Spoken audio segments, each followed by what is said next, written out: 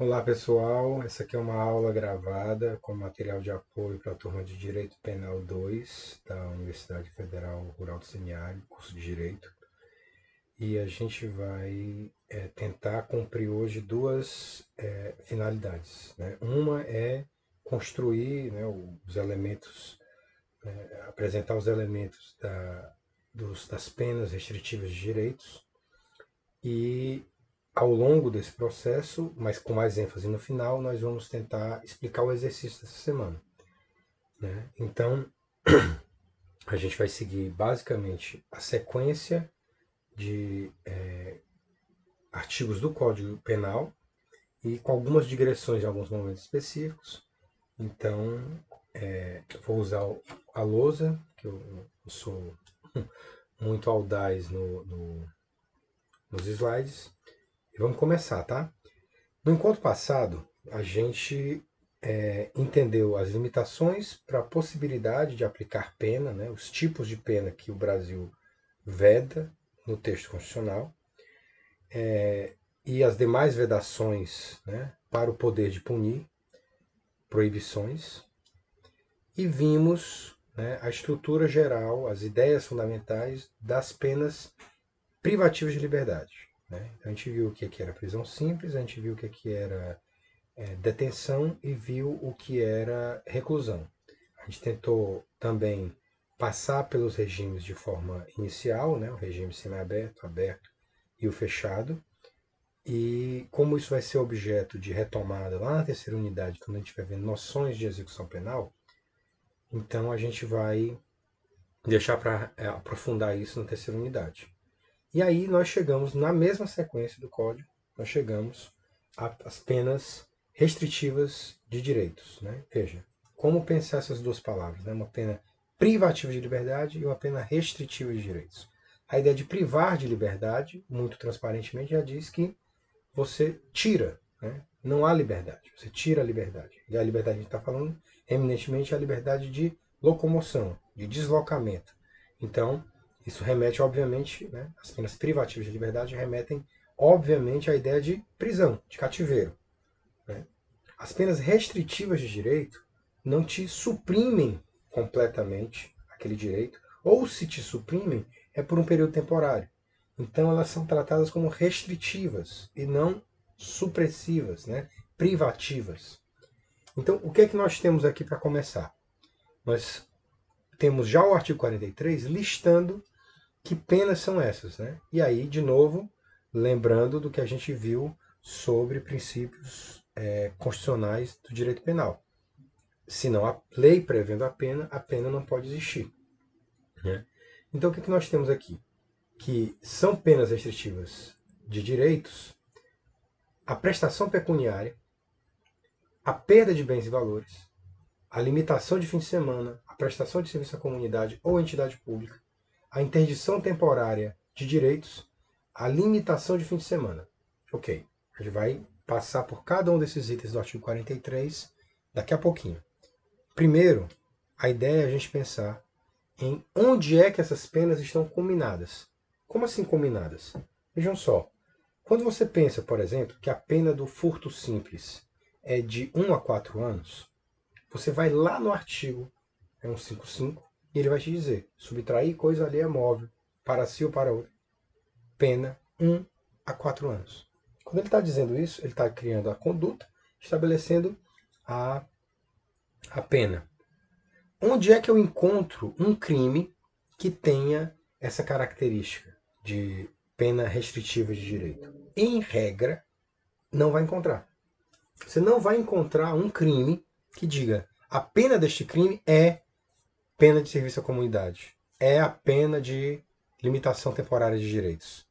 Não, cara, existe, né, por exemplo, na lei de tóxicos, essa previsão para a conduta de quem porta para uso, né? Porta, guarda, transporta, etc. Tem vários verbos para uso. E lá na lei de tóxicos, você vê uma previsão de pena que já é uma pena restritiva de direito.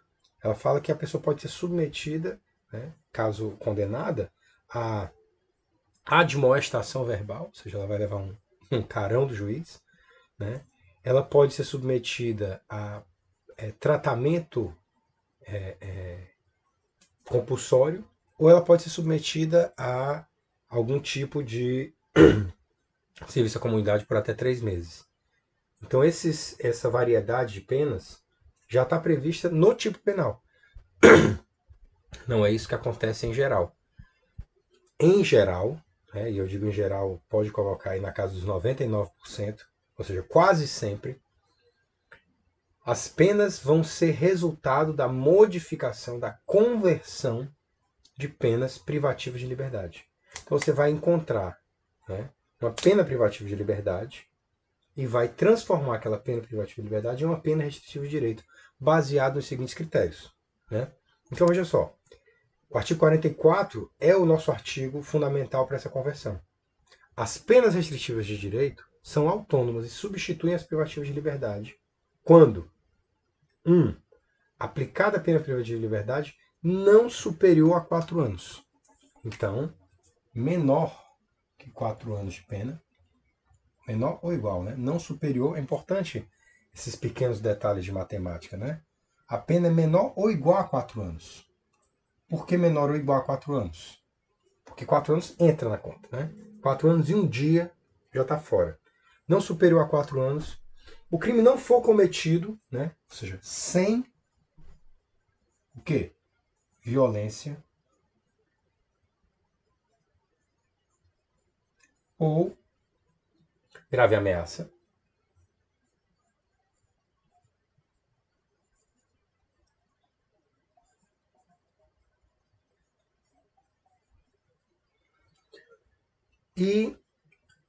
Ou qualquer que seja a pena aplicada se o crime for culposo. Então aqui eu preciso desta pena sem violência. E lógico, crime culposo com violência vai ser um processo de elaboração lógica muito pouco provável. Mas se ele for culposo, qualquer que seja a pena, pode ser então maior que 4 anos. Certo? Esse é o inciso primeiro. O réu, aí vem o inciso segundo. O réu não for reincidente em crime doloso, ou seja, já é um indicativo da pena do modelo penal brasileiro, de que esse direito ele não é para, enfim, ainda que esse discurso seja problemático, estimular a criminalidade, ser brando com a criminalidade. O discurso, a forma como esse artigo transparece um discurso do tipo, cara, tu erraste a primeira vez, tu erraste aí de uma forma, vou te dar essa chance, cara, vou te dar esse apoio. Isso serve como um atalho mental, como uma forma didática de entender essa lógica. Então a ideia da reincidência é uma ideia que vai marcar fortemente essas vantagens. Várias vantagens no direito penal, vantagem que eu digo assim, direitos, situações mais favoráveis do direito penal, da execução, da aplicação da pena, ela passa por esse discurso de vedação ao reincidente, envolvendo mais ou menos essa dinâmica, essa lógica que a gente já discutiu antes, que é esse sentido de pena preventiva, ou seja, de que no final a pena possa ter algum tipo de facilitação para quem é a primeira vez, mas não para a segunda, E aí a gente vai ter a oportunidade de debater em sala de aula as implicações dessas opções. E aí vem o inciso terceiro. A gente já tem isso que a gente chamaria de requisitos objetivos, que tem a ver com a pena ou com a condição do crime, e alguma coisa que nós poderíamos falar de subjetivos. E aí, quando a gente fala de subjetivos e objetivos, por favor, separem claramente na cabeça. Eu não estou falando de uma ideia clara e inequívoca da realidade, que a gente costuma chamar de realidade objetiva, e uma suposição íntima, pessoal, uma interpretação peculiar de cada pessoa sobre a realidade que a gente chamaria de subjetiva. Não. Eu estou falando de a ideia de que algo se destina a um objeto, o crime, e algo que se destina ao sujeito. Né? Nesse sentido, né, qual é o inciso terceiro para a gente?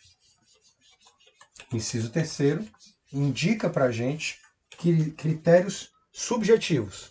O quê? A culpabilidade, os antecedentes, a conduta social e a personalidade do condenado, bem como os motivos e circunstâncias que indicarem essa substituição, seja suficiente. Veja, o que ele está dizendo aqui? Ele está dizendo, em outras palavras, o seguinte: tá, tua pena tem que ter um limite. A forma como esse crime foi executado, né, a existência de violência ou grave ameaça, é um impeditivo. Ser reincidente também é impeditivo. Mas, além disso, eu tenho que ver a tua condição, né, a tua condição pessoal. Né? Então, por isso, é um critério subjetivo. Não é subjetivo porque é produzido subjetivamente pela ideia, pela cabeça do julgador. Não, é subjetivo porque tem a ver com o sujeito.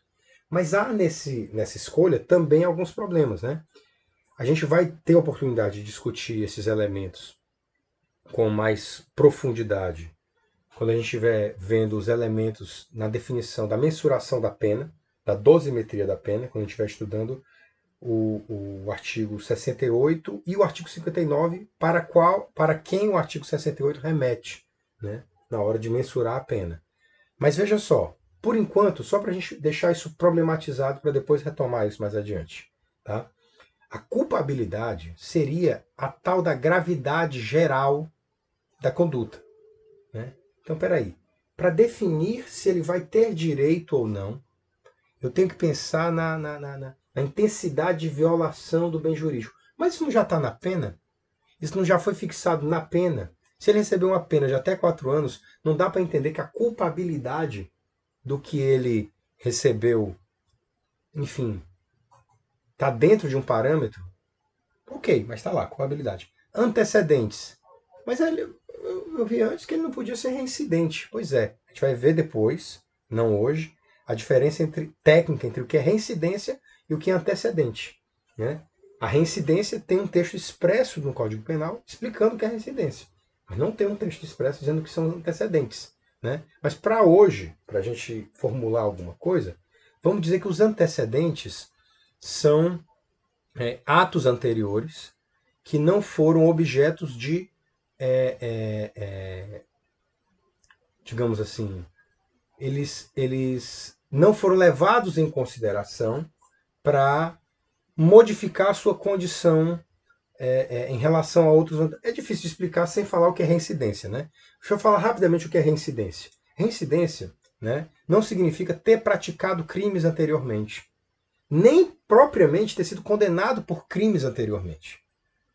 Entendendo direitinho o que é reincidência, ela significa reincidente quem pratica novo delito depois de definitivamente condenado. Né? Então não quero tomar muito tempo da exposição de agora, mas é importante vocês visualizarem. Se alguém na linha do tempo pratica um crime nesse momento, em outro momento ele pratica outro delito, e agora ele comete um terceiro delito. Este primeiro delito aqui, ele só vem ser condenado aqui. Veja, este delito aqui não vai ter nenhum impacto de reincidência. Porque só o crime que ele vem a praticar aqui, depois dessa linha, depois do momento da condenação definitiva, certo?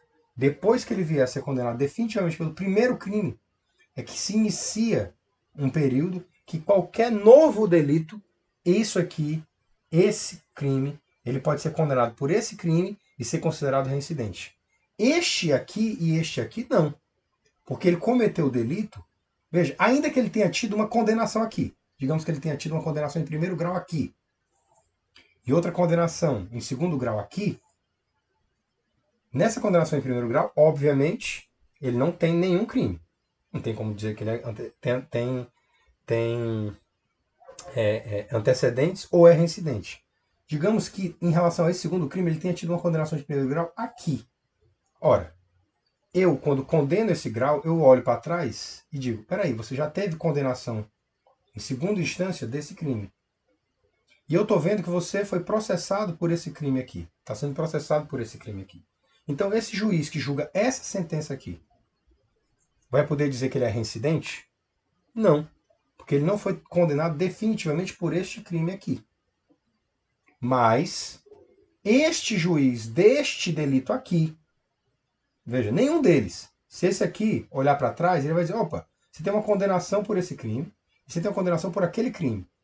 Esse juiz que julga essa sentença aqui, esse crime, pode dizer, então, que ele é reincidente? Não, porque a reincidência só se aplica aos crimes praticados depois da condenação, da primeira condenação definitiva. Né? Então, o que este juiz vai dizer em relação a essa condenação prévia? Bom, ele não pode dizer que ele é reincidente, porque não aí o sentido da condenação definitiva, né? Ele não pode dizer, já sabemos, que ele é reincidente, porque só esse delito aqui que vai induzir, vai ser no cenário de reincidência. Mas o que falta para esse aqui ser considerado? Como é que ele vai entender esse fato anterior? Aí vem a ideia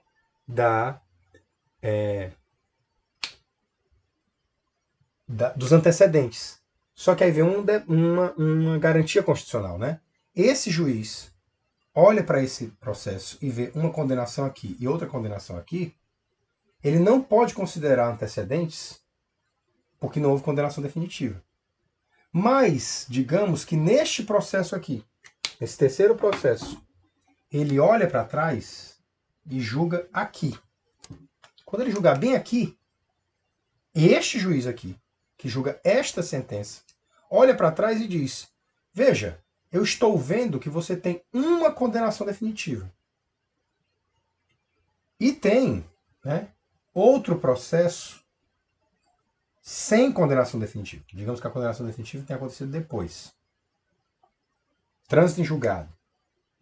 Eu só posso dizer que você tem um antecedente. Aí é que você tenha tido outra condenação sem trânsito em julgado. Então, este juiz aqui, este aqui, não vai falar nem de antecedentes, nem de reincidência. Este juiz aqui só vai falar de antecedentes em relação a este crime, que tem condenação definitiva. Né? E só o juiz deste processo aqui, cujo fato se deu depois da condenação definitiva, é que vai poder falar de reincidência. E aí é importante a gente visualizar dessa maneira. Reincidência e antecedentes usam o marco da condenação definitiva. Mas, para falar de quê? Eu olho a condenação definitiva para dizer que houve antecedentes. Mas o crime praticado depois da condenação definitiva é que faz com que este fato induza a reincidência. Este fato só vai poder ser considerado antecedente depois que houver trânsito em julgado. Agora, os fatos que acontecerem depois do trânsito em julgado, esses aqui podem ser considerados reincidência. Ok. Vocês provavelmente vão assistir essa parte algumas vezes e a gente vai retomar isso aqui em sala de aula. Não tem problema. Em sala de aula não, né? No Google Meet. Mas os antecedentes são usados para avaliar. Mas vocês vão ver lá no 59 que os antecedentes também estão lá. Conduta social. Peraí, conduta social? Quer dizer, se a pessoa tiver boa vizinhança e tudo mais tal, ela pode ter, se ela for um vizinho chato, ela pode ser excluída desses direitos. Mas veja, conduta social também está lá como critério de fixação da pena base. E a personalidade do condenado? Nossa, personalidade do condenado? A gente vai discutir isso com mais profundidade lá quando estiver falando do artigo 59. Mas a personalidade, tipo assim, se a pessoa tiver algum tipo de comportamento, digamos, involuntário, porque personalidade não é um comportamento eventual, né? É um traço mais estável da condição psíquica daquele indivíduo. E que, em geral, não foi uma opção. Né? Em geral, na verdade, eu não consigo nem imaginar nenhuma situação que você tenha escolhido ter uma personalidade. Personalidade é um dado involuntário. Poxa, a personalidade do condenado pode evitar que ele tenha acesso a uma forma mais vantajosa, uma pena mais humanizada, aí, bem como os motivos, as circunstâncias indicarem que essa substituição seja suficiente. Em outras palavras, pessoal, aqui o discurso que orienta esse inciso terceiro parece o da retribuição. E esses itens aqui, a gente acabou explicando mais do que deveria, né, porque a gente vai retomar esses assuntos, indicam também que essa forma de pensar é uma forma, ou seja, é como se fosse uma ressalva. Ó, essa pessoa tem direito. E se você não quiser dar, você tem como dizer que ele não merece. Né? A pena dele precisa ser de outro tipo. Veja, é um vetor normativo, é uma dimensão da norma que é problemática, que pode, a depender da mentalidade de quem aplica essa norma, pode significar o esvaziamento, né? A impossibilidade de aplicar esse instituto ou da pessoa acessar isso. Felizmente, né, não tem sido tão frequente. As pessoas, os julgados que eu tenho acessado, né, na vida profissional indicam mais a busca por verificação dos requisitos objetivos.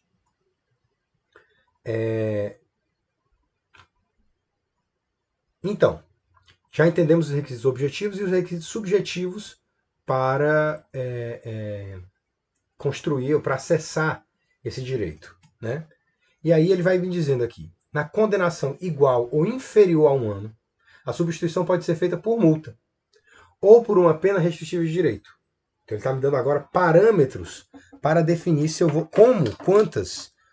quais e quantas penas restritivas de direito eu vou aplicar. Então ele está me dizendo, ó, que nas penas que forem iguais ou inferiores a 1 ano,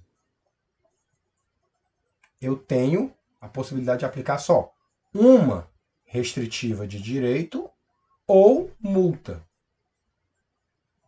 Um ou outro. Certo? Se ela for maior que 1 ano, aí o artigo continua. Se superior a 1 ano, a pena privativa de liberdade pode ser substituída por uma pena restritiva de direitos e multa, ou por duas restritivas. Então, nesse caso aqui, eu posso ter duas restritivas de direito ou uma restritiva de direito e multa. E isso é uma limitação expressa, sem nenhum tipo de flexibilidade ou de exceção. Então é simples. O juiz que vê alguém condenado até 1 ano, ok, vou te dar, né, um valor, uma quantidade de pena restritiva de direitos, ou vou te aplicar só multa. Mas eu não vi multa naquela listagem. Pois é, essa não é uma pena, né, ou não é uma pena restritiva de direito listada ali, mas é uma das penas listadas. Certo? Então, no código. Então ela pode ser aplicada, ela tem previsão legal. Ainda que ela não tenha previsão legal no capítulo ou no artigo que define as penas restritivas de direito. Em outras palavras, multa é tratado como algo, assim, na descrição mais minuciosa, ela não é um tipo de pena restritiva de direito, mas ela é articulada, né? Ela é um mecanismo como se fosse, ela é colocada no mecanismo como se fosse uma pena restritiva de direito. Né? Se o condenado for reincidente, lembram? Reincidente não pode ser, não pode usar, não pode aplicar as penas restritivas de direito, né? Conforme o artigo 44, os incisos do artigo 44. E aqui o parágrafo terceiro vai dizer, se for reincidente, o juiz poderá aplicar a substituição. Ufa! Desde que, vem uma condição a mais. Em face da condenação anterior, seja medida socialmente recomendável e a reincidência não tenha se operado em virtude da prática do mesmo crime. Então imagina uma pessoa que praticou furto. For receber uma pena lá, furto simples, recebeu uma pena de 2 anos.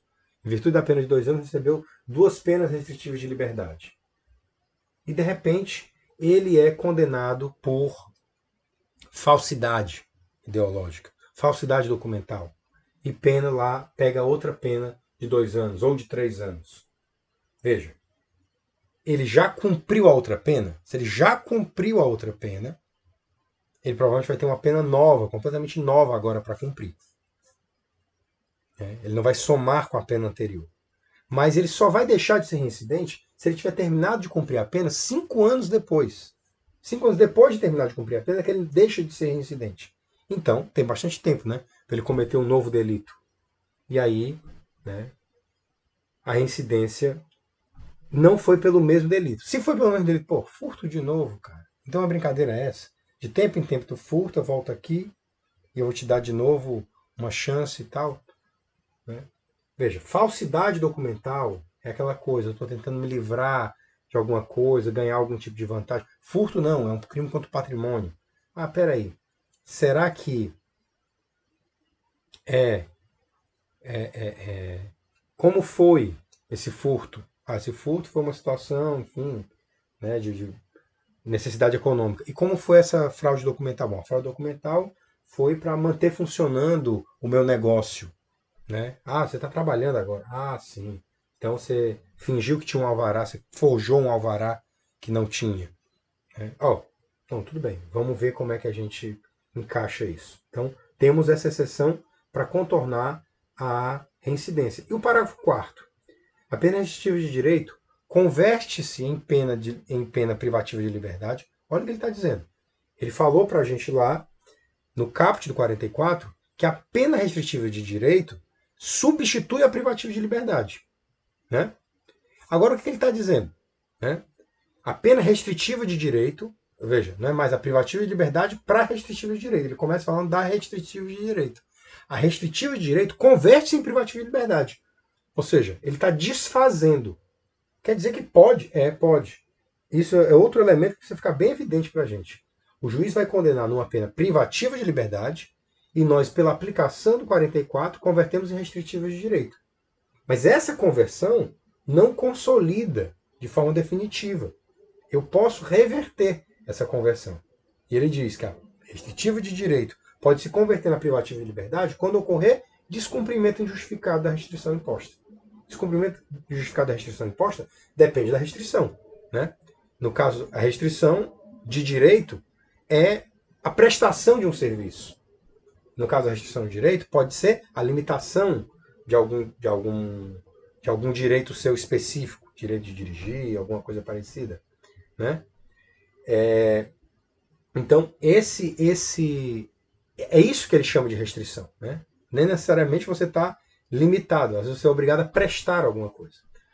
Aí no cálculo aí veja, bom, já que eu transformei uma restritiva de direito em privativa de liberdade, voltei a um tempo de pena de prisão, ele vai me dizer como é que eu faço isso. No cálculo da pena privativa de liberdade, a executar será deduzido o tempo cumprido na pena restritiva de direito, respeitando o saldo mínimo de 30 dias de detenção ou reclusão. Em outras palavras, você foi condenado a uma pena de 2 anos de prestação de serviço. Conseguiu cumprir 1 ano de prestação de serviço, não justificou, você pode passar o outro ano preso. Né? Vai cumprir uma pena de 1 ano de prisão. Lógico, você vai enquadrar essa pessoa lá naquilo que a gente viu dos parágrafos do artigo 33. Ou seja, qual é o regime de cumprimento? 1 ano é menor que 4, então ele vai começar no aberto. Né? Se o remanescente, aí não dá para dizer um exemplo muito fácil, porque as penas ultrapassariam o limite do próprio artigo 44, mas se ele sobrasse ainda de pena para ele cumprir acima de 4, ele ia começar no semiaberto. Então, no fim das contas, na prática, a probabilidade maior é que a não obediência aos critérios, né, às restrições impostas pela pena restritiva de direito, leve a pessoa a cumprir o restante da pena em regime aberto, ou pelo menos inicialmente aberto. Se ele cometer falta grave, se a gente vai ver lá na terceira unidade, ele pode ir regredindo de regime, para o semiaberto, depois até para o fechado. E aí ele vai me dizer, ok, estou cumprindo aqui minha pena, eu já estou aqui no parágrafo 5º, né? Eu estou cumprindo aqui minha pena, tá tudo bem, não cometi crime nenhum, não violei nada, mas veio uma condenação por um crime que eu estava respondendo. Vamos lá. Furto simples, estou lá cumprindo minha pena de 2 anos de prestação de serviço à comunidade. Aí tá tudo indo bem, aí chega uma nova condenação por outro crime. Agora eu fui condenado por, né, enfim, lesão corporal grave, fui condenado por roubo. E aí, essa pena que chegou agora foi de 5 anos. Tem violência contra a pessoa. Não dá para ser convertido. Então o que ele vai fazer? Você cumpriu até quando? Ah, cumpriu 1 ano. Ok. Sobrevindo condenação por pena privativa de liberdade por outro crime, o juiz da execução, veja, não é trabalho do juiz do processo principal que condena, decidirá sobre a conversão.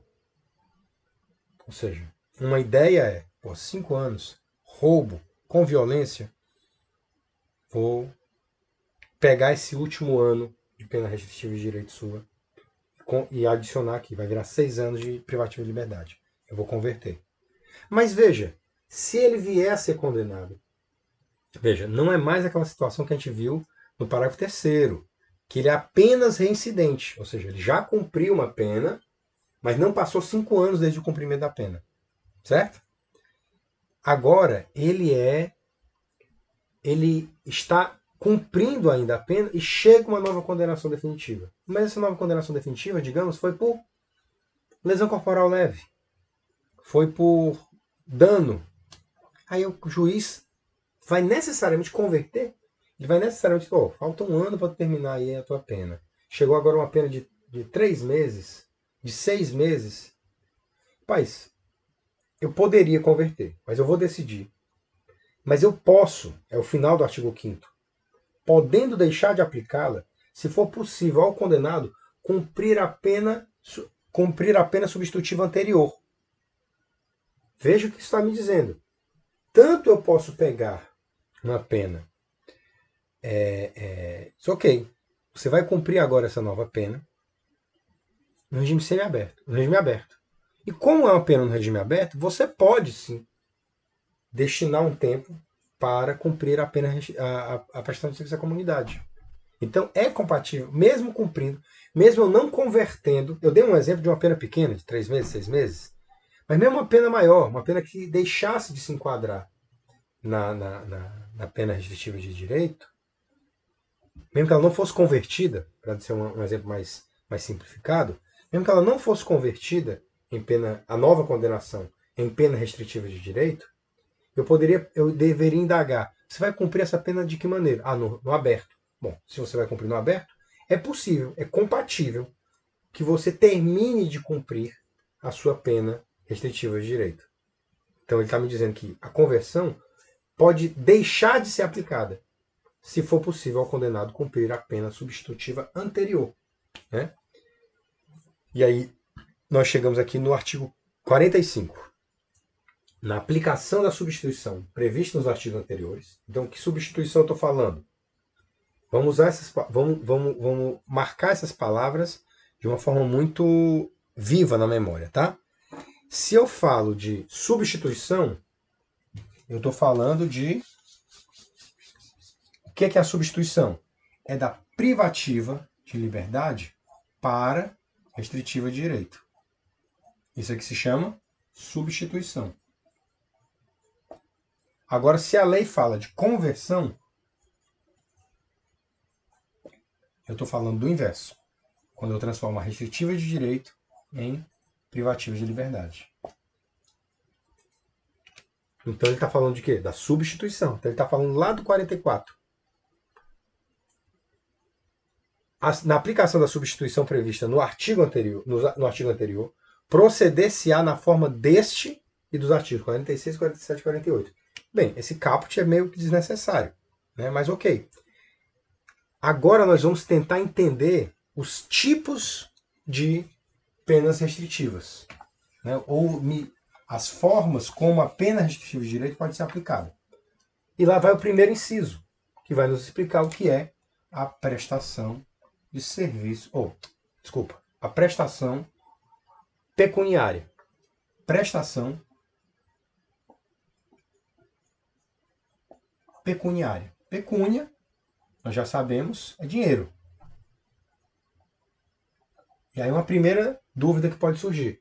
Mas prestação pecuniária é a mesma coisa que multa? Não, a gente vai ver o regulamento da multa, provavelmente no encontro síncrono.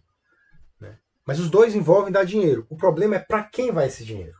Né? A gente vai ver lá na parte da multa que a prestação pecuniária, ou que a multa, vai para o Fundo Penitenciário Nacional. Vamos ver aqui a prestação pecuniária no parágrafo 1º do 45? Para onde é que ela vai? Primeiro, consiste no pagamento em dinheiro. Então, dinheiro, tá claro, pecúnia. E vai para onde? A vítima, a seus dependentes.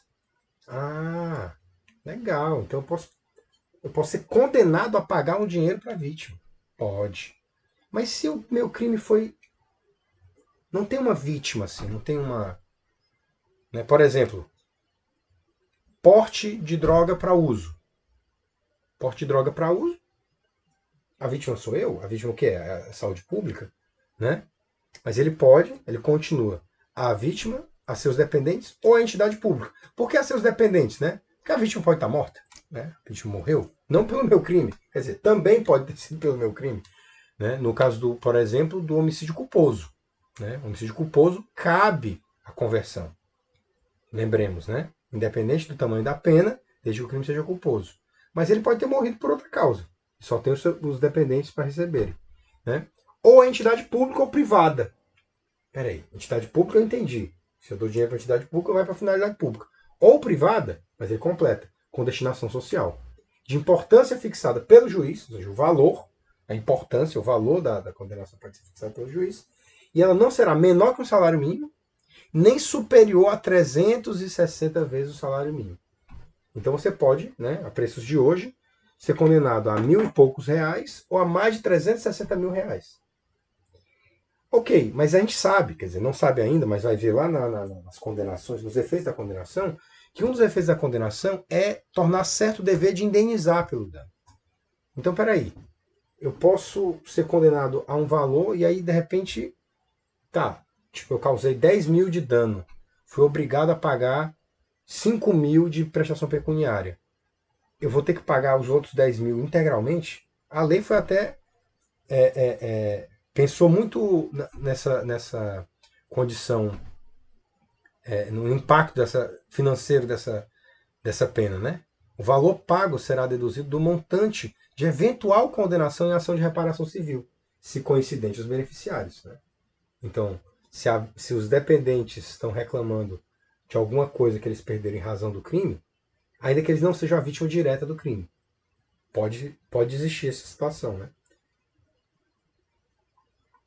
Então você vai pagar para um sem aproveitar o que pagou para outro. Mas, em geral, né, essas coisas coincidem. Então, se você pagou 5 mil e o valor do dano é 10 mil, você dá devendo só mais 5. No caso do parágrafo anterior, se houver aceitação do beneficiário, olha que interessante. Cara, dinheiro é legal, mas não me ajuda dinheiro. Eu preciso de apoio, eu preciso de um serviço, eu preciso... Ok. No caso do parágrafo anterior, se houver aceitação do beneficiário, a prestação pecuniária pode constituir prestação de outra natureza. E aí? Está atiçando a cabeça de vocês sobre aquilo que a gente discutiu sobre justiça restaurativa? Sabe? Ah, meu amigo, eu vou pagar e me livrar. Calma, meu amigo. Vamos perceber o impacto disso, das suas ações, vamos passar por um círculo e vamos ver se a gente conseguiria pensar numa saída que fosse mais dentro das necessidades da vítima. Percebe? Há um espaço no texto legal vigente para pensar em caminhos restaurativos. Aquilo que a gente vai chamar o tempo todo de enfoque restaurativo. Não é a justiça restaurativa em todas as suas características, com o uso de todos os seus mecanismos. Mas eu posso começar a pensar em aplicar a pena de forma mais próxima do atendimento das necessidades da vítima. Parágrafo 3º. A perda de bens... Opa, estou falando de outra pena já agora. A perda de bens e valores pertencentes ao condenado, né? Perda de bens. Veja. Você vai perder aquilo que você... Não, calma. Você vai perder aquilo que já é seu, que realmente é seu. Né? Ele vai dizer, a perda de bens e valores pertencentes ao condenado dar-se-á, ressalvada a legislação especial. Ou seja, vai ter alguns elementos da lei de tóxicos que são diferentes, a expropriação de terras usadas para cultivo de drogas. Em favor, né, dar-se-á, ressalvada a legislação especial, em favor do fundo penitenciário. E o seu valor terá como teto o que for maior. O montante do prejuízo causado ou do proveito obtido pelo agente ou por terceiro em consequência da prática do crime. Olha o que ele está me dando aqui como essas peças, essas engrenagens, elas não estão encaixando completamente. A gente vai ver mais adiante quando a gente estiver vendo efeitos da condenação. Mas por enquanto, o que a gente pode pensar? Ok, então quer dizer que eu tenho um bem que é meu, minha casa. Comprei minha casa antes de participar de qualquer atividade criminosa. E aí, no final do processo, ele vai dizer: olha, a casa não é um bom exemplo porque, em geral, ela é um dos bens mais com mais garantias jurídicas. Mas vamos pensar, aquele carro, um carro. Né? Vou nem dizer que esse carro é especial, que você usa para trabalhar, nem nada não. Um carro. Você tem um carro lá, 50 mil reais vale o seu carro. Bom, eu comprei esse carro antes de qualquer atividade criminosa. Esse carro é meu, foi o meu trabalho. Ok. Mas você pode perder esse carro. Por quê? Porque o prejuízo que você causou, por exemplo, a entidade pública, foi de 60 mil. Vou lhe condenar a perder o carro. Pode, pode. Porque um dos tetos, o montante, o que for maior, o prejuízo causado. Você causou 60 mil de prejuízo. Poxa. Né? Mas veja, não acabou. Eu posso ir atrás de mais bens. Só porque o carro vale 50 e eu causei 50 de prejuízo, 60 de prejuízo? Não, porque na avaliação aqui, você auferiu de proveito com o crime 100 mil. Então o seu teto não são os 60. Apesar de você ter causado prejuízo ao erário na quantidade de 60, você na verdade auferiu lucro, proveito de 100 mil. Como é que é possível isso? Bom, a gente pode criar um exemplo aqui. Né? É uma pessoa, por exemplo, que de alguma forma concede alvarás falsos. Né? Você pode imaginar o custo que teve para refazer as fiscalizações, o tipo de taxas que não foram recolhidas, um bocado de coisa. Você tem aí um valor de 60 mil. Mas, na verdade, ele vendeu essa nota fria mais cara do que um alvará real. Então, ele pode ter obtido mais dinheiro. Né? Mas, de qualquer maneira, né, esse é o teto. Ou uma coisa ou outra que for maior. O prejuízo ou o rendimento, a vantagem obtida com o crime, o proveito obtido com o crime. Mas pode ser pelo agente ou por terceiro em consequência da prática do crime. Ou seja, você pode ter feito o negócio e outra pessoa ter lucrado. Só que a pena vai ser aplicada para você. Você perde os bens, né? E outra pessoa pode ter lucrado com isso. Ok? A gente vai ver lá nos efeitos da condenação o que é não a perda de bens como pena restritiva de direito, mas um dos efeitos da condenação, né, que aí não é uma pena, não precisa ser combinado para cada tipo penal, é um efeito da própria condenação penal, é perder bens também. Mas a gente deixa para ver que perda de bens é essa lá nos efeitos da condenação quando estiver na segunda unidade. Tá? E aí nós chegamos num tipo de pena muito interessante. Bom, dá para a gente pensar em perda de bens com efeito restaurativo, pessoal? Um sentido restaurativo da perda de bens? Talvez, não sei. Fica aí para reflexão. Mas outro tipo penal, outro tipo de pena que surge agora é um tipo muito interessante e muito falado. Né? Essa pena restritiva de direito é a prestação de serviço à comunidade. A gente fala sempre assim, né? A comunidade. Mas não é só a comunidade que pode receber. Né? Vocês viram lá na prestação pecuniária que eu dizia assim: órgão público. Eu concordo. E ente privado? Ente privado com finalidade pública. Beleza. Então eu preciso da finalidade pública para doar dinheiro à entidade privada. Mas aqui eu falo de prestação de serviço à comunidade. Uma comunidade é um ente, em princípio, privado, né? Você está prestando serviço a pessoas privadas. Mas não daria para esse cara também prestar serviço a órgãos públicos? Essa palavra PSC, né, prestação de serviço à comunidade, esquece o nome completo, que está estampado no artigo 46, que é a prestação de serviço à comunidade ou a entidades públicas. Então não temos essa dúvida. Então, Lembrem que a prestação pecuniária pode ser a instituição pública ou uma instituição privada com finalidade pública. E a prestação de serviço pode ser a comunidade, com repercussão mais imediata para talvez algum ente privado, né? Mas ente privado vem a ideia sempre de vínculo comunitário, né? De impacto ou repercussão comunitária, então há uma finalidade pública, a serviço à comunidade não é a uma loja ou coisa parecida, e as entidades públicas, né? Então não só a entidade, só a comunidade vai receber o serviço de quem foi condenado. E o artigo 46 explica o início. A prestação de serviço à comunidade ou a entidades públicas é aplicável nas condenações superiores a 6 meses de privação de liberdade.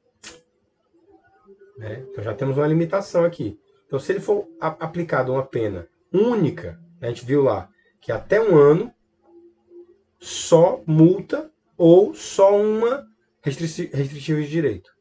Mas ele está dizendo mais agora. É que a prestação de serviço à comunidade só se ela for superior a 6 meses. Então a pessoa que for condenada a menos, né, ela vai ter a prestação pecuniária, vai ter a perda de bens como possibilidade, vai ter a multa como possibilidade, mas não vai ter PSC como possibilidade. Prestação de serviço à comunidade ou entidade pública consiste na atribuição de tarefas gratuitas ao condenado. Parágrafo 1º do 46.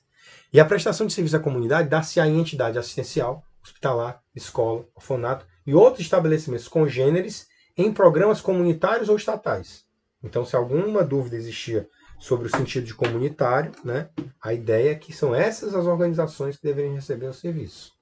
As tarefas a que se refere o parágrafo 1º serão atribuídas conforme aptidões do condenado, devendo ser cumpridas à razão de 1 hora de tarefa por dia de condenação, fixado de modo que não prejudique a jornada de trabalho normal. Simplificando, pessoal, quantos dias tem uma semana? Né? Se ele foi condenado a vários meses, cada semana daquele mês tem uma quantidade de dias. Quantos dias tem uma semana? 7. Então, por semana, ele vai dar até 7 horas por semana.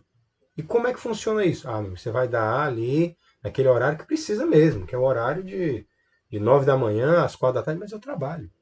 Então tudo bem, vamos ver como é que a gente faz. Né? Domingo? Será que você pode dar 7 horas no domingo? 4 horas no sábado, 3 horas no domingo? Né? Eu tenho que respeitar a jornada. Eu não posso transformar uma pena que deveria facilitar, uma pena mais humanizada, em algo que gere um prejuízo para a própria subsistência. E ainda mais nesse cenário que a gente sempre atribui ou relaciona determinados crimes com a condição econômica, como é que eu vou, né, como é que a política criminal iria construir um mecanismo de afastamento da atividade laboral, né, prejudicar a atividade laboral. Parágrafo 4º. Se a pena substituída for superior a 1 ano, é facultado ao condenado cumprir a pena substitutiva em menor tempo. Nunca inferior à metade da pena privativa de liberdade fixada. Como assim? Superior. Não. Então eu entendi a história dos 6 meses. 6 meses significa que menor de 6 meses não tem PSC. Só pena pecuniária, multa. Ok. Perda de bens. Mas tá, superior a 6 meses. Mas superior a 1 ano, ele pode cumprir em menos tempo? Como assim? Veja. Até 1 ano, ele tem que cumprir em 1 ano. Ou seja, ele vai dar 7 horas por semana e ele não pode dar mais 7 horas por semana. Ele vai ter que esperar a próxima semana para dar mais 7 horas. Agora, ele poderia dar, sei lá, 6 horas no sábado e 6 horas no domingo, fazer em vez de 7, 12. Essas 5 horas a mais, com certeza ele terminaria mais cedo. É possível? Sim, é possível, desde que a pena seja superior a 1 ano. Então, uma pessoa pode ser condenada a 2 anos de PSC e cumprir a prestação de serviço em 1 ano e meio. Até em 1 ano. Nossa, ele cumprir 14 horas semanais de atividade? Vai 7 horas no domingo, vai 2 horas na segunda, 2 na terça, né, 2 na quarta e 1 na quinta. Sei lá. Ou 7 e 7, sábado e domingo, tá tudo bem. Né? 14 horas, 7 horas no sábado, 7 horas no domingo e cumpre esse negócio mais cedo. O que ele não pode fazer é cumprir uma pena em tempo menor que a metade. Se ele foi condenado a 2 anos de pena, ele pode dar 15 horas de atividade, ele vai ter que passar 1 ano nessa atividade. Ok? Tranquilo, né? Essa parte. Dá pra gente pensar, pessoal, no uso restaurativo para isso? Veja, não é apenas pensar, ele fez uma coisa, assaltou uma escola, vai trabalhar na escola. Não é tão simplório assim. Será que a gente pode construir ideias que realmente correlacionem, né, os sentidos trabalhados da justiça restaurativa? Veja, de percepção da responsabilidade, percepção dos efeitos do que ele praticou, do que o agente praticou, atendimento às necessidades da vítima. Vão maquinando aí, vão maquinando. Interdição temporária de direitos. Essa é muito interessante, né? Na interdição temporária de direitos, eu tenho direitos, né? E aí aquela questão. Mas então qualquer direito pode ser interditado temporariamente? Bom, se fosse assim, nós teríamos uma espécie de pena em branco, né? Uma pena que pode alcançar qualquer coisa. A pena precisa ser limitada. É uma das garantias que a gente já conversou, né? Esse modelo de Estado de Direito impõe, né? Então, a interdição, ela tem tipos. Ela tem que ter uma lista. E ela é uma lista fechada. Ela é uma lista exaustiva, porque ela cria penas. Né? Então a interdição temporária de direitos tem os seguintes itens. Proibição do exercício de cargo, função ou atividade pública, bem como de mandato eletivo. Então, você pode ser condenado a não poder exercer cargo até o mandato eletivo. 2. Proibição de exercício de profissão. Não tem a ver necessariamente com a função pública. Atividade ou ofício que depende de habilitação especial, de licença ou autorização do poder público. Conhecem algumas? Medicina, engenharia, advocacia. Suspensão de autorização ou de habilitação para dirigir veículo. Suspensão de autorização ou de habilitação. Né? 4. Proibição de frequentar determinados lugares. 5. Proibição de inscrever-se em concurso público, avaliação ou exame público. Conhece alguma avaliação ou exame público? Enem. Né? Aí vai muita coisa, isso afeta muita coisa. Essa inclusão é de 2011, a mais recente. Vamos pensar aqui. Faz sentido uma pessoa, por exemplo, que cometeu um crime, vamos lá, um professor da UFESA, fica por qualquer motivo desatento na direção, ou está alcoolizado, o que quer que seja, atropela e mata alguém. Né? Vamos dizer que isso tenha sido tratado como homicídio culposo. Tem sentido aplicar a ele a perda da função do cargo público? Você vai deixar de ser professor da UFES. Você dirigiu mal um carro. Que correlação é essa? Né? A ideia é que a gente tenha, nas penas de interdição temporária de direitos, correlação com o fato e com os efeitos. Né? E aqui vem algumas questões. Né? Suspender pode ter efeito restaurativo? Bom, a gente sabe que nas condenações superiores a 1 ano, nós podemos aplicar 2 restritivas de direito. Será que dá para encaixar essa restritiva com outra restritiva e formar ou facilitar, intensificar o sentido restaurativo da aplicação da pena? Né? Então, aqui acho que os itens são muito transparentes, né, para a gente. Então não acho que eu preciso perder tanto tempo. Né?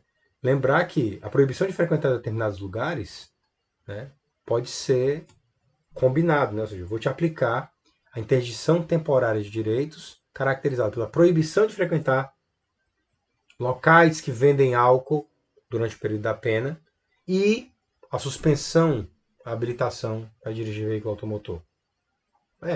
Porque as coisas estão correlatas. Você matou alguém dirigindo alcoolizado, né? Essa correlação é necessária. E a última seria limitação de fim de semana. Bom, uma limitação de fim de semana não é a mesma coisa que você já disse, não, sobre proibição de frequentar determinados lugares? Pois é, não. A limitação de fim de semana é engraçado. É uma espécie de prisão de fim de semana, né? Mas como assim? A pessoa podia estar usando o fim de semana para prestar serviço à comunidade. Pois é, mas veja, a ideia é que a gente pode aplicar mais de uma, quando apenas for superior a um ano, né? Então o que é a limitação de fim de semana? O artigo 48, ele diz com muita clareza para a gente. E é engraçado, né? Porque a prestação de serviço à comunidade, eu posso realizar durante qualquer dia da semana. Limitação de fim de semana, em princípio, eu tenho a limitação do fim de semana. Vamos ver como é que isso se desenvolve. A limitação de fim de semana constitui na obrigação de permanecer, olha aí, aquele sentidozinho de prisão, nos sábados e domingos por 5 horas diárias, em casa de albergado. Lembra da casa de albergado que a gente viu no regime aberto? É onde ficam as pessoas durante o período que ela não está trabalhando ou estudando e durante os feriados. Ou seja, você volta para dormir na cadeia. Seria o caminho didático que a gente arrumou na descrição do regime aberto e da casa de albergado. É onde você fica quando você não está trabalhando ou quando você não está estudando, né? E isso significa passar as noites lá e passar os feriados e fins de semana lá, casa de albergado. Ou outro estabelecimento adequado. A casa de albergado agora tem outra finalidade: receber quem está aplicada a pena de limitação de fim de semana. E lembrar que tem possibilidade de outro estabelecimento adequado para cumprir essa finalidade. E esse cara vai ficar lá 5 horas por sábado, 5 horas por domingo. Fazendo o quê, cara? Preso? Pois é, parágrafo único. Durante a permanência poderão ser ministrados ao condenado cursos e palestras ou atribuídas atividades educativas.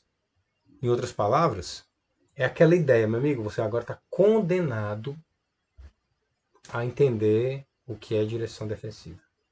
Você está condenado a passar por grupos de reflexão e debate sobre gênero, sexualidade, violência doméstica e familiar, sobre etnia e raça. E aí, dá pra gente pensar com a limitação de fim de semana, que parecia uma pena meio, né? Sei lá como é que eu diria isso. Boboca, de baixo impacto? Será que a gente consegue transformar ela por um enfoque restaurativo? Será que a gente consegue correlacionar os resultados do delito com alguma com a penalidade que está sendo aplicada? Né? Vamos maquinando aí. Eu vou incluir, eu não ia incluir, mas eu acho que eu vou incluir na nossa conversa de hoje a pena de multa, porque é uma oportunidade de a gente distanciar ou diferenciá-la da prestação pecuniária e da perda de bens. Né? Olha o que a pena de multa é. Né? Eu já estou no artigo 49. Né? Pena de multa, leia-se, saímos do conjunto de penas chamadas restritivas de direito. Como é que é o tipo de pena de multa? Veja, eu tenho a pena restritiva de liberdade, pena privativa de liberdade, que são tempos, né, quantidade de tempo de pena. Penas restritivas de direito, que são limitações, imposições de obrigação de prestação ou coisas parecidas. E a multa? Como é que eu chamo a pena de multa? Ela é o quê? Ela é privativa de liberdade ou ela é restritiva de direito? Não, ela é multa. A pena de multa é a pena de multa. Ela é um tipo, pessoal. Ela é gênero de si mesma. Ela é sui generis. A pena de multa, ela é classificada como, ou ela é listada no artigo 33 como pena de multa. Privativa de liberdade, restritiva de direito e multa. E como é que funciona a multa? Onde é que você vai encontrar ela no Código Penal? Veja, diferente da prestação pecuniária, da perda de bens, que são resultados da conversão de pena privativa de liberdade em restritiva de direito, a pena de multa ela tem que estar prevista no tipo penal. Ou, obviamente, a gente viu lá em cima, lá nos parágrafos do artigo 44, que a pena de multa também pode ser aplicada como uma das formas da restritiva de direito. Ou seja, você aplica uma restritiva de direito ou uma multa. não é bem isso que eu disse, né? Não é bem uma forma de restritivo de direito. Você pode... O sistema lógico da norma autoriza que você, na conversão de pena privativa de liberdade em restritivo de direito, possa aplicar simplesmente a multa. Ou seja, você salta da privativa de liberdade para multa, e não uma restritivo de direito. Ou pode ser uma multa com uma restritivo de direito. Mas, na maioria das vezes, a multa vai estar prevista no próprio tipo penal. Você vai buscar, aí façam essa tarefa em casa, procurem os crimes em que vai estar lá escrito pena de 15 dias de detenção ou multa. O próprio crime diz que pode ser aplicado multa. Ou vai estar lá e multa, né? Pena 6 meses a 1 ano e multa. Peraí, multa? Então pronto, multa. Eu crio a multa do jeito que eu quiser? Calma. Ele deu um parâmetro para pena privativa de liberdade. 6 meses a 1 ano. E de onde é que ele vai tirar o parâmetro para mensurar a multa? Daqui, do artigo 49. Pena de multa consiste no pagamento, aí olha aí, ao fundo penitenciário, o mesmo lugar para onde vai a perda de perdimento de bens. Certo? Da quantia fixada na sentença e calculada em dias multa. Então o juiz vai ter que primeiro decidir o seguinte: rapaz, esse crime, vou aplicar multa. Ele vale quanto? Quantos dias multa ele vale? No mínimo 10. No máximo 360. 360 o quê? Dias multa. Mas dias multas é dinheiro? Peraí. Primeiro ele tem que decidir isso. Quantos dias multa eu vou aplicar? Tá, depois que ele fixou o dia multa, o que eu vou fazer? Aí eu leio o parágrafo primeiro. O valor do dia multa será fixado pelo juiz. Opa! Então quer dizer que ele vai pegar o crime e dizer entre 10 dias multa e 360 dias multa, quanto ele vai receber? Inventem aí pra gente um caso. Vamos pensar. Vamos dizer que ele fixou que a pessoa ganhou 30 dias multa. Beleza. E quanto é que vale 30 dias multa? Bom, ele vai me dizer que o valor do dia multa será fixado pelo juiz. Ou então ele tem que decidir quantos dias multa e quanto vale o dia multa. Ele pode dizer qualquer valor? Não. Não podendo ser inferior a 1/30 do maior salário mínimo mensal vigente no tempo. Ou seja, ora, 1/30 é 1 sobre 30, né? Aí a matemática truando para nós aí. Então, o menor valor é 1/30. Ou seja, se ele condenou em 30 dias multa, ele condenou em 1 salário mínimo. Percebem isso? Então, ele fixa a quantidade. Claro, mas se ele tivesse fixado em 10 dias multa, seria 1/3 do salário mínimo. Então vai depender de quantos dias multa ele vai fixar. Mas o mínimo são 10 dias multa. Ele no mínimo fixa em 10 dias multa, no máximo fixa em 360. Dependendo de quanto ele diz, vai transformar em valor. Tá, ok. Então você está me dizendo que a menor multa possível é essa. 10 dias, fixando o dia multa em 1/30 do salário mínimo. Dando, portanto, né, 1/3 do salário mínimo é a menor multa possível, né, no direito penal brasileiro. E qual é a maior? Bom, esse valor de 1/30 do salário mínimo é o valor mensal. E qual é o valor máximo? Está no parágrafo 1º também do 49. Nem superior a 5 vezes esse salário. Eu não sei quanto é que é o salário hoje, mas vamos imaginar que ele seja 1.000.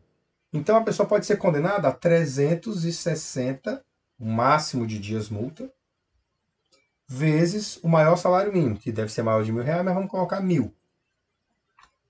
Ou seja, ele vai pagar mais de 360 mil reais. Pode pagar mais de 360 mil reais de multa. Né? Claro, não é o salário mínimo vigente hoje. É o salário vigente na época do fato. Certo? Tá aqui. 1/30 salário mínimo mensal vigente ao tempo do fato. Certo? Então o salário mínimo aumentou muito. Ok. Foram 10 anos atrás que aconteceu esse crime. Ok, é o da época. Não é o de agora. Então uma pessoa que comete um crime hoje, e seja aplicada a maior multa, vai pagar mais de 360 mil. Mas veja, eu pego esse valor de 360 mil e atualizo. né, pelos índices de correção monetária. Quem é que diz isso? O parágrafo 2º do 49. Diz exatamente isso. O valor da multa será atualizado quando da execução pelos índices de correção monetária. Então você olha o salário mínimo da época, fixa e diz, ok, agora vale quanto hoje? Então, ser apenado pelo salário de hoje, sem atualização financeira, às vezes é melhor. Se você atualizou o salário mínimo abaixo da inflação. Né? E aí o pagamento da multa? A pessoa vai presa se ela não pagar. Não, pessoal. A multa, uma vez que ela seja aplicada, ela não é resultado da conversão. Quer dizer, ela pode ser resultado de conversão, né? Lá em cima. De substituição, desculpe a palavra. Ela pode ser resultado de substituição. Mas ela pode ser aplicada autonomamente, como uma pena típica daquele crime penal, daquele tipo penal. Então, o que o 50 vai dizer pra gente? A multa deve ser paga dentro de 10 dias depois de transitada a sentença penal. Julgada a sentença. Eita, e agora? Eu não paguei em 10 dias, o que acontece? Eu vou ser procurado pela polícia? Bom, a requerimento do condenado, e conforme as circunstâncias do juiz, pode permitir o pagamento se realize em parcelas mensais. Tudo bem, eu não tenho 360 mil, mas vamos lá. Eu pago aqui R$ 1.000 por mês durante um ano. Lasqueira, né? Mas eu ainda quero saber. Eu não paguei nos 10 dias nem pedi parcelamento. O que acontece? Bom, ele vai dizer que a cobrança pode se efetuar mediante desconto no vencimento do salário. Poxa, velho. Pode tirar meu salário? É. E aí ele vai dizer, ó. Aplicado isoladamente. Quando? Aplicado isoladamente. Ou seja, se você foi condenado apenas à multa, adivinha? Vai sair do seu salário. Pode deduzir do seu salário. Quando aplicada cumulativamente com pena restritiva de direito, vai para o seu salário também. Quando concedida a suspensão condicional da pena, ele vai sair do seu salário. Quando é que não sai do seu salário? Quando ela for condenada junto com pena privativa de liberdade. Então não vai sair do seu salário, se você tiver uma pena de prisão para cumprir. Eles não devem incidir sobre os recursos indispensáveis ao sustento do condenado e da sua família. E aí é aquela hora, né? Quando é que a gente tem condição de se esquivar do cumprimento da pena? Se você for pobre, né? Veja, não tem esse dinheiro. Beleza. E agora? Bom, vai dizer o seu salário. Sim, mas o salário é mínimo. Se você tirar qualquer direito aqui, qualquer dinheiro aqui, eu já estou pagando a pensão. Então, há uma grande chance dele não aplicar a dedução do valor pelo salário. Ou a dedução do valor no seu salário. Né? Se isso for prejudicar a sua subsistência. Agora, se tu ganha, sei lá, 50 mil por mês, né? Acho que vai ser difícil se esquivar disso. Né? Ok. Aí olha só. Texto do pacote anticrime. Novidades. Transitada em julgada a sentença condenatória, a multa será executada perante o juiz da execução penal. Isso era uma dúvida que existia. Porque antes se pensava, é uma dívida de valor. Aliás, vai ser dito isso daqui a pouco. Se é uma dívida de valor, né, quem é que executa? Dizia lá que se aplicava as regras de execução fiscal. Bom, então o juiz da execução fiscal é um título da dívida pública? É. Mas é aqui ou é lá? Aí pronto, agora não tem mais dúvida. É o juiz da execução penal, que cobra o valor. E será considerada dívida de valor, essa parte que eu já tinha começado a falar. Será considerada dívida de valor significa o quê? Que ela seja considerada dívida de valor? Que ela não é uma pena privativa de liberdade, pessoal. Ela é valor, ela é dinheiro a ser pago. E se eu não pagar? Bom, dívida de valor aplicáveis às normas relativas à dívida ativa da Fazenda Pública. Inclusive no que concerne às suas causas interruptivas, suspensivas de prescrição. Em outras palavras, pessoal, quem não paga a multa não corre o risco de ser preso por não pagar a multa. Pode ser de ser preso por outra coisa. Ok? Então a ideia é, você pagou, não foi condenado à multa, não pagou a multa porque não pode, o juiz não vai tirar do seu salário. Não vai pagar a multa porque não pode e não tem salário, sei lá, você é um empresário, não sei como é que funciona a sua vida, né? Então você tem aquele dívida que vai pagar. E você vai pagar como? O seu patrimônio sendo expropriado pelas regras de execução fiscal. É? E aí vem a suspensão da execução da multa. É suspensa a execução da pena de multa se sobrevém ao condenado doença mental. É uma opção de política criminal, né? De que maneira a doença mental superveniente, ou seja, chegou depois, ela vai ser de alguma forma, impeditivo do pagamento da multa. Se a pessoa for rica, né, ela pode ter doença mental e mesmo assim ela pode pagar. Né? Tem um sentido muito especial aqui, teria um sentido muito especial para pessoas pobres ou hipossuficientes economicamente. Mas, né, o impacto disso para pessoas ricas é meio estranho. Qual é a correlação entre uma coisa e outra? Ok, né? Entendido que multa não é uma pena restritiva de direito, ela é uma espécie própria, mas que ela pode ser alcançada, pode ser aplicada essa pena no momento de mensuração, de fixação das penas restritivas de direito. Ok, vamos pensar agora no nosso exercício? A ideia do nosso exercício é construir uma atividade que articule essas ideias de penas restritivas de direito para pensar um caso fictício que eu vou fornecer para vocês. Tá? Então, a ideia é que vocês construam na narrativa. De novo, nosso texto não precisa ser gigantesco. Eu estou sugerindo 2 laudas, mas eu quero que vocês se esforcem para destacar os elementos que fundamentam as escolhas de vocês e correlacioná-los com os princípios de um raciocínio restaurativo. Isso que foi o último exercício. No último exercício, vocês tiveram a oportunidade de discutir o que é a lógica restaurativa e o que é a lógica retributiva. Qual é o papel da vítima e qual é o papel do agressor, né? Então, tentem pensar agora a partir desses princípios, né? Façam referência a eles e discuta como esses princípios podem ser aplicados com as penas que nós temos hoje. Privação restritiva de direito, né? Perdimento de bens, prestação pecuniária, aquela prestação alternativa da prestação pecuniária, né? Prestação de outra natureza, né? Restrição de fim de semana, possibilidade de prestação de serviço à comunidade ou à entidade pública, certo? Tudo bem? Então nós vamos terminar aqui o nosso vídeo maior do que eu imaginava, achava que ia ter uns 40, 45 minutos, e a gente fica de conversar pelo WhatsApp e pelos outros meios de comunicação da turma, ok? A gente se vê no próximo encontro. Até mais.